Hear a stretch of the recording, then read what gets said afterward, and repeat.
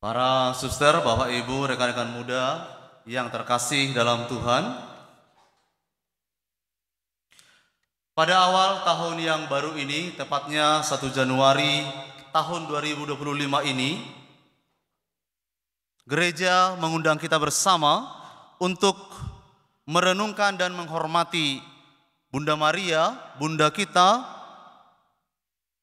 sebagai teman dalam perjalanan, terutama dalam perjalanan hidup rohani kita. Bunda Maria disebut sebagai Bunda Allah, tetapi pada saat yang sama dia adalah juga Bunda Gereja, Bunda kita, dan juga Bunda Perdamaian. Teks-teks kitab suci, terutama Injil yang kita renungkan selama hari-hari Advent dan Natal hingga hari-hari ini, cukup banyak mengajak kita bersama untuk merenungkan dan meneladani keutamaan-keutamaan rohani Bunda Maria. Secara khusus dalam Injil, Bunda Maria itu diwartakan kepada kita sebagai seorang gadis Yahudi yang saleh. Dia dipilih oleh Tuhan dalam usia yang muda untuk menjadi ibu bagi Tuhan. Dia menjadi bunda bagi Yesus Kristus, Tuhan kita. Dia dibebaskan dari noda dosa untuk menjadi seorang bunda bagi terlaksananya peristiwa besar, yaitu peristiwa inkarnasi Allah menjadi manusia. Dalam peristiwa-peristiwa di mana Bunda Maria terpilih itu oleh Allah, kita melihat sisi-sisi keibuannya. Keibuan Bunda Maria yang paling kelihatan dalam peristiwa-peristiwa pemilihannya itu ialah Bunda Maria ini menunjukkan ketaatannya yang sempurna kepada Allah. Kita tahu bahwa ketika Maria itu mendengar berita dari malaikat Gabriel itu, Bunda Maria sungguh menunjukkan sisi-sisi kemanusiaannya yang sangat jelas. Keterbatasannya untuk memahami rencana Tuhan, ketakutannya untuk mengambil keputusan menjawab iya atau tidak kepada Tuhan. Tetapi lihatlah saudara-saudari, di atas semuanya itu Bunda Maria berani untuk menunjukkan ketaatannya kepada Allah. Bukan karena Maria itu sudah mengerti dengan sungguh-sungguh, mengerti dengan sejelas mungkin. Tapi Maria itu melampaui semua keterbatasannya, melampaui ketakutan dan kekhawatirannya dengan ketaatannya. Bagi Maria, Allah itu segalanya. Rencana Allah itu di atas segala-galanya. Lebih dari keinginan-keinginannya, lebih dari pemikiran-pemikirannya, lebih dari kehendaknya semata.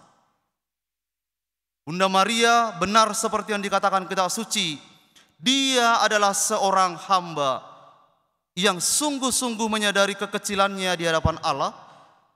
Dengan demikian dia dapat memuliakan Allah karena dia melihat Allah melakukan karya yang besar dalam hidupnya. Saudara-saudari yang terkasih, lihatlah bahwa dalam Injil Lukas yang diwartakan kepada kita malam ini, Bunda Maria ini tampil sebagai seorang wanita yang sangat bijaksana. Dalam kitab suci dikatakan hari ini, di hadapan Yesus yang lahir, yang dibaringkan di dalam palungan itu, di hadapan para gembala yang datang menyaksikan ini, Maria dikatakan menyimpan semua itu, perkataan-perkataan dari para gembala itu, dan situasi yang terjadi pada malam itu di dalam hatinya. Dia menyimpan dalam hatinya dan merenungkan. Saudara-saudari, salah satu terminologi atau kata yang baik dalam tradisi hidup rohani gereja itu adalah kontemplasi. Kontemplasi itu sederhananya adalah memandang dengan kacamata Allah. Artinya kita memandang sesuatu ini, peristiwa dalam hidup kita itu bukan dengan cara kita melihatnya, tetapi memandangnya dengan bagaimana kita memandang bersama dengan Tuhan, memandang peristiwa itu. Memandang itu dengan menggunakan hati kita, hati yang suci, hati yang murni di hadapan Tuhan. Maria memilih untuk merenungkan itu dalam hatinya daripada Maria harus memberikan reaksinya, pertanyaan-pertanyaannya kepada Allah. Sehubungan dengan ini para saudara-saudari, ada dua kata yang sejajar dengan ini yang dibutuhkan untuk menjadi seorang yang kontemplatif. Supaya dapat memandang sesuatu dalam kacamata Tuhan, dibutuhkan ada namanya facere Deo dan puritas cordis. Facere Deo itu memandang dengan cara Tuhan, lalu yang kedua hati yang suci murni. Oleh karena itu dalam khotbah di bukit Yesus bersabda, berbahagialah orang yang suci murni hatinya, karena dia akan melihat Tuhan. Saudara-saudari yang terkasih, kiranya Maria ini menjadi teladan bagi kita semua untuk menjadi murid yang baik. Seorang murid yang dapat menyimpan perkara-perkara Tuhan di dalam hidup kita daripada tumpukan-tumpukan perkara-perkara dunia. Bunda Maria mengajar kita supaya punya ruang yang lebih lebar dalam hati kita untuk menyimpan dan merenungkan perkara-perkara Tuhan. Saudara-saudari yang terkasih, merenungkan segala sesuatu di hadapan Tuhan dengan hati yang suci murni seringkali menjadi jalan untuk menemukan jawaban atas pergumulan yang sedang kita hadapi.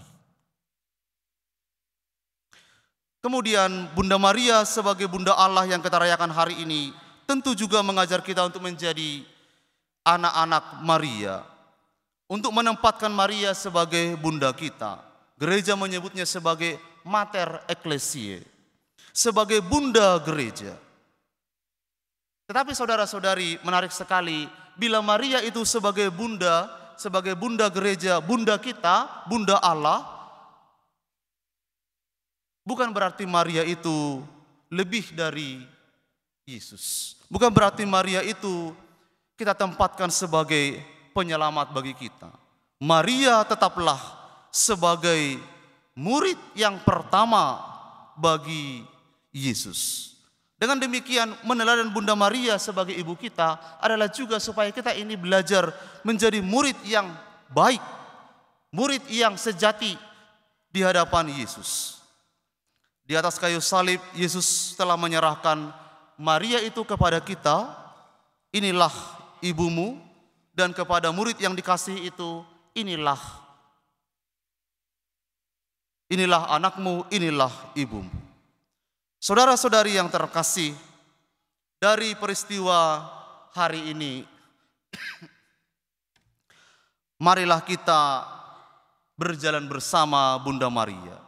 Maria itu sebagai ibu, tapi juga sebagai murid yang sejati bagi Tuhan, karena Maria telah menunjukkan kesetiaannya kepada Allah. Kesetiaan itulah juga yang harus menjadi warna dalam perjalanan spiritualitas kita. Kesetiaan kepada Allah, kesetiaan dalam setiap pilihan yang kita buat dalam hidup keluarga, hidup berkomunitas, hidup menggereja, hidup bermasyarakat. Kesetiaan itu tidaklah menjadi pilihan, tetapi kesetiaan itu adalah panggilan kita bersama seperti Bunda Maria. Kiranya tidak ada satu apapun pengalaman pergumulan yang berat sekalipun yang dapat mengabaikan kesetiaan kita pada Allah, kesetiaan kita pada pilihan yang telah kita buat. Akhirnya saudara-saudari yang terkasih, Maria juga disebut sebagai bunda pengantara rahmat.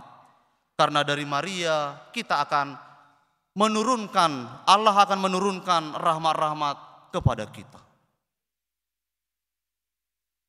Ingatlah dalam peristiwa perkawinan di Kana, Maria itu hadir sebagai sungguh-sungguh seorang ibu yang baik, yang memikirkan anak-anaknya, yang memikirkan gereja, yang memikirkan kita semua. Maria tidak banyak mendikte putranya Yesus Kristus. Maria itu hanya berkata, lakukanlah apa yang dikatakannya kepadamu. Dan pada waktu itu tuan rumah penyelenggara pesta perkawinan itu diselamatkan dari kekurangan anggur. Saudara-saudari yang terkasih, di tahun yang baru ini tentu Anda mempunyai banyak resolusi-resolusi yang barangkali akan Anda capai di tahun ini. Tetapi apapun yang kita rencanakan, yang Anda goreskan, sempurnakanlah itu dengan doa-doa bersama dengan Bunda Maria. Perjalanan kita ini adalah perjalanan yang penuh dengan mujizat, mujizat Tuhan bersama dengan doa-doa Bunda Maria. Saya secara pribadi, saudara-saudari, sungguh-sungguh mengalami hal itu. Bahwa hidup saya ini, panggilan saya ini adalah buah dari kuasa doa bersama dengan Bunda Maria. Saya yakin kita semua juga punya pengalaman yang sama. Mungkin bobotnya berbeda, bentuknya berbeda. Tetapi kita semua punya satu kepercayaan yang sama. Bahwa Bunda Maria sungguh-sungguh adalah pengantara rahmat yang menurunkan hujan berkat bagi anak-anaknya yang percaya kepada Allah lewat Bunda Maria. Maka saudara-saudari yang terkasih, tidak ada doa yang sia-sia bersama Bunda Maria. Benar yang dikatakan oleh gereja, per Mariam ad Jesum, dari Bunda Maria kita akan beralih kepada Yesus, sumber segala rahmat itu sendiri bagi kita semua. Selamat memasuki tahun yang baru ini. Biarlah Bunda Maria, Bunda Gereja menyertai setiap langkah-langkah peziarahan kita di tengah dunia ini. Tuhan memberkati.